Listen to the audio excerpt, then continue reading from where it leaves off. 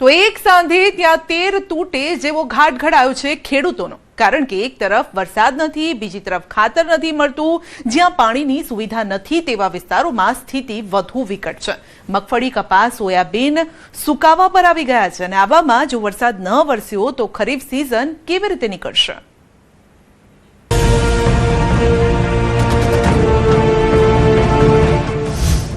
મેઘરાજા, કેમ કરી રહ્યા છો આટલો જુલ્મ? આ કુમળા છોડ તરફ તો જુઓ, પાણી વગર કેવા સુકાવા પર છે। આ ધરતીને જુઓ, જે વરસાદ માટે કેવી તરસી રહી છે। આ ખેડૂને જુઓ, જે આભ તરફ મીટ માંડી પુકારી રહ્યો છે એક જ રાગ કે હવે તો વરસો। કારણ કે અરવલ્લીમાં પાકમાં આવી ગયો છે સુકારો।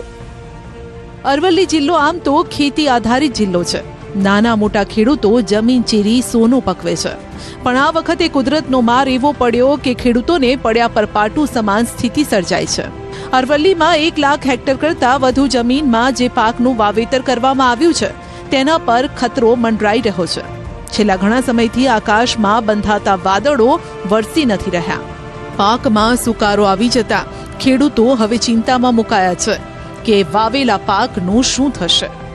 મારા ખેતરમાં અત્યારે કપાસમાં જોઈએ તો વરસાદના અભાવે એટલો બધો મુરઝાય છે કે જો 2-4 દિવસનો વરસાદ નહીં આવે તો આ પાક ફેલ જાય એમ છે। મગફળી વાવી છે પણ મગફળીમાં થોડું ઘણું પાણી છે એટલે મૂકીએ છીએ, પણ એનાથી કંઈ મગફળી પાકે એવી નથી।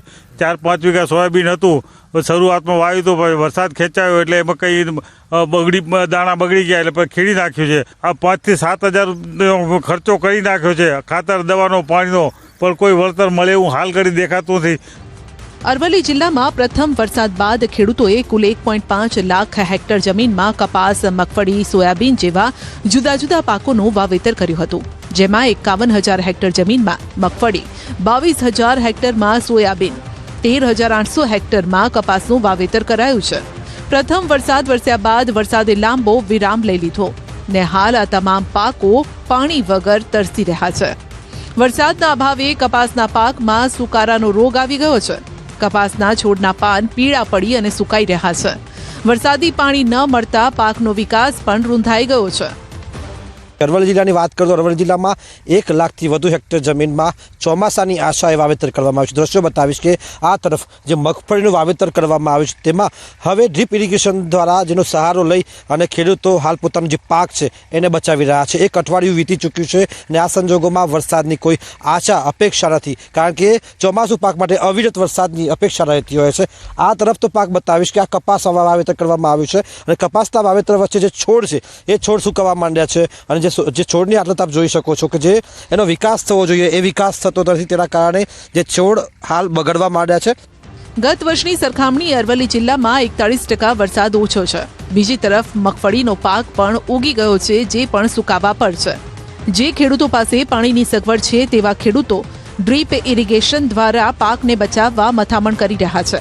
ત્યારે આવનારા 2-4 દિવસમાં જો વરસાદ નહીં વરસે તો ખેડૂતોનું કરેલું વાવેતર નિષ્ફળ જાય તેવી સ્થિતિ છે। મગફળીના વરસાદનું જે પાણી હોય એ જ અનુકૂળ આવતું હોય છે। પિયત ગમે તેટલી કરો પણ જો વરસાદનું પાણી ના પડે તો એ ખેતી બળતી જ હોય છે। તો અત્યારે હાલ એવી સંકટ ઊભું થયું છે કે વરસાદ પડતો નથી તો જે વાયેલી ખેતી છે એ બળી રહેલી છે અને આના લીધે એવું લાગી રહ્યું છે કે જો વરસાદ આ જ રીતે કરશે તો ખેતી 100% નિષ્ફળ જાય એવું લાગે છે। બિસ્કિટ કરતા સસ્તા રીંગણા, ભાવનગરના ખેડૂતો રીંગણા વાવી પસ્તાઈ રહ્યા છે, કારણ કે મજૂરી અને ખર્ચ પ્રમાણે હવે ભાવ નીકળી જ નથી રહ્યા। જે ખેડૂતોને આશા હતી કે ખર્ચ, દવા, બિયારણ, ખાતર, ખેડ આ તમામ ખર્ચ બાદ વીઘે 50,000નું ઉત્પાદન મળશે, ફાયદો થશે, ખિસ્સા ભરાશે તો લગ્નના માંડવા પણ બંધાશે, પરંતુ ખેડૂતોના આ તમામ સપના ચકનાચૂર થઈ ગયા। વાવેતર, ખાતર, દવાઓ, સિંચાઈ, ઉત્પાદન સુધી 1 વીઘા દીઠ 15,000 કરતા વધુનો ખર્ચ કર્યો, પણ ખરા ટાણે જ રીંગણાના ભાવ તળિયે બેસી ગયા ને ખેડૂતો મુશ્કેલીમાં મુકાયા। સ્થિતિ એવી છે કે હાલ રીંગણા 2 થી 5 રૂપિયા કિલો વેચાઈ રહ્યા છે, જેથી ખેડૂતો તેને બજારમાં વેચવા કરતા ફેંકવાનું પસંદ કરી રહ્યા છે, કારણ કે આ રીંગણને ખેતરમાંથી કાઢવા મજૂરી ખર્ચ આપવો પડે। એ પાકને બજાર સુધી લઈ જવો હોય તો ભાડા અને નાણાં ખર્ચવા પડે ને જો તેમ કરવા છતાંય કિલો રીંગણે મજાક થતી હોય તો ખેડૂતો આખરે શું કરે? ખેડૂતો રીંગણ બજારમાં લઈ વેચવાના બદલે ખેતરમાં જ ફેંકી તેનો નાશ કરવા મજબૂર બન્યા છે. વાવેતર વખતે 20-25 રૂપિયા ભાવ હતો, પણ અત્યારે તો કાંઈ નથી. તોડવાની મજૂરી પણ મોંઘી પડે છે અને તોડીને છેડે નાખી દેવા પડે છે. એવું છે બધું. કેટલો ખર્ચો કર્યો? વીઘે તો આનો ખર્ચો તો વધી જાય છે, 30-35 હજારનો ખર્ચો થઈ જાય, પણ ખર્ચો ઊભો થાય એવું કઈ લાગતું નથી ભાઈ. રીંગણીનું 2.5 વીઘાનું વાવેતર કરેલું છે ને એમાં 17,000 થી 18,000 રૂપિયાનો ખર્ચો થયેલો છે અને 3 મહિના 40 થી 45 દિવસે શરૂઆત થાય ઉતારવાનું, પણ ભાવ અત્યારે નથી મળતો. 3 થી 4 રૂપિયાનો કિલો જાય છે. અત્યારે ઉતારીને બહાર ફેંકવી છે. આ તરફ ખાતર માટે ખેડૂતોની લાંબી કતારો. ખેતીની મોસમ શરૂ થતાં જ ખાતરની માંગમાં પણ વધારો થઈ જાય છે. દાહોદ બાદ ભરૂચ જિલ્લાના આમોદ તાલુકામાં પણ ખેડૂતો ખરીદ વેચાણ સંઘ બહાર સવાર પડતા જ ઉપડી જાય છે, પણ ખાતરના દર્શન તેમને નથી થતા. કેટલાક ખેડૂતો તો એવા હતા જેઓ 3 દિવસથી ધક્કા ખાય છે, પરંતુ તેમના નસીબમાં ખાતર જ નથી. ને અમે 4 વાગ્યાના સાહેબ લાઈનમાં ઊભા છીએ કે ખાતર આવશે કે કેમ, એ હજુ કઈ સમસ્યા ઊભી થયેલી છે ને ખાતર મળતું જ નહીં સાહેબ. તો ખાતર મળવા વિનંતી. એક તરફ ખેડૂતો ખેતી કામ છોડી ખાતર માટે લાઈનમાં ઊભા રહે છે, બીજી તરફ ખાતર ન મળતા સમય બરબાદ થાય છે. પણ સંઘનું કહેવું છે કે ખેડૂતોને ખાતર મળી રહ્યું છે. સરકારે કુલ 450 ગુણ ખાતર ફાળવ્યું છે, જેમાંથી 90 જેટલા ખેડૂતોને એક ખેડૂત દીઠ 5 ગુણ ખાતર ફાળવવાની વ્યવસ્થા કરવામાં આવી છે.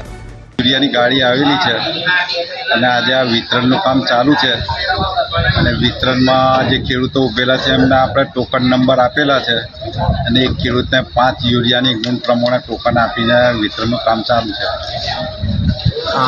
કેટલા ગુણ આપવાની છે ખેડૂતને 5. જો કે સંઘના દાવાઓ વચ્ચે હકીકત કંઈક અલગ જ છે.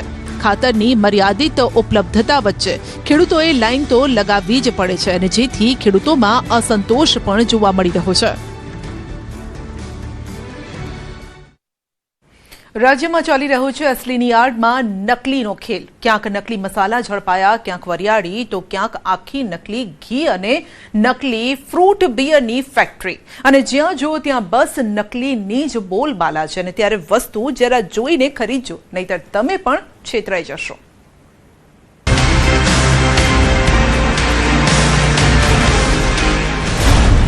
અસલીની આડમાં નકલીનો ખેલ.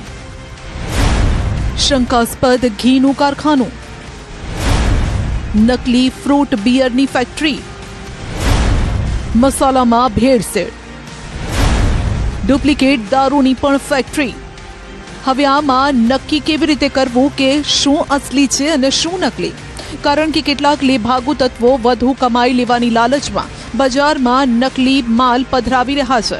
પહેલી નજરે જોવામાં અદ્દલ અસલી લાગશે, પરંતુ આમાં ભરમાતા નહીં, કારણ કે રાજ્યમાં ઠેક ઠેકાણે એવી ફેક્ટરીઓ ધમધમી રહી છે જે તમને લલચાવશે.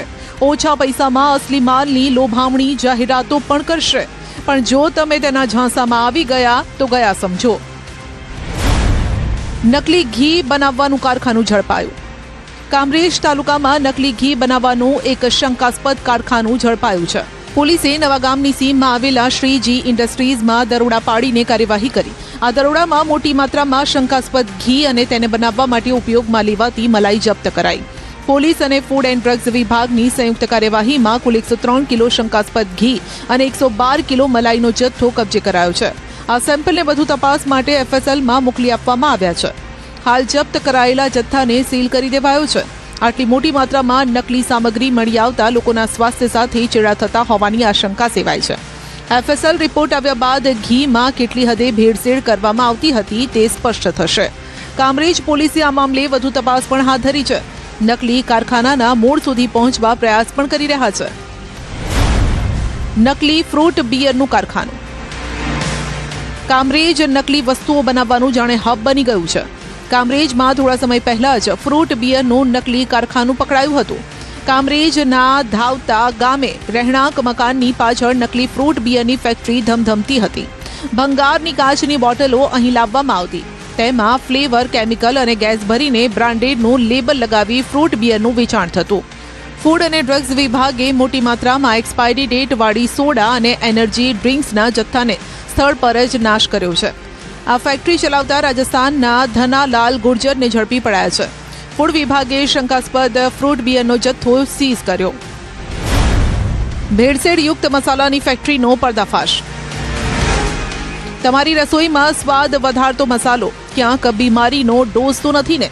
જો તમે બજારમાં મળતા મસાલાનો ઉપયોગ કરતા હોવ તો ચેતી જજો, કારણ કે રાજકોટના ગોંડલમાંથી પ્રજાના સ્વાસ્થ્ય સાથે ખેલ કરતું વધુ એક કાળું કારસ્તાન ઝડપાયું છે. ગોંડલના ગુંદાળાની સીમમાં ધમધમતી ભેળસેળયુક્ત મસાલાની ફેક્ટરીનો પર્દાફાશ થયો. જીપી મસાલા નામની ફેક્ટરી પર પોલીસ અને ફૂડ વિભાગે ત્રાટકી લાખો રૂપિયાનો શંકાસ્પદ જથ્થો સીઝ કર્યો.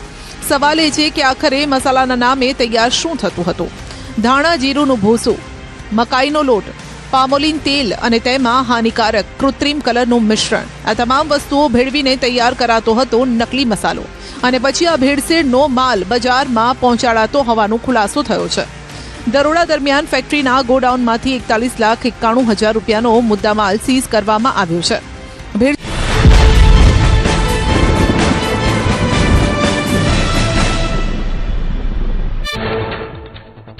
ખેડા જિલ્લામાં મેઘરાજાએ કરી જમાવટ.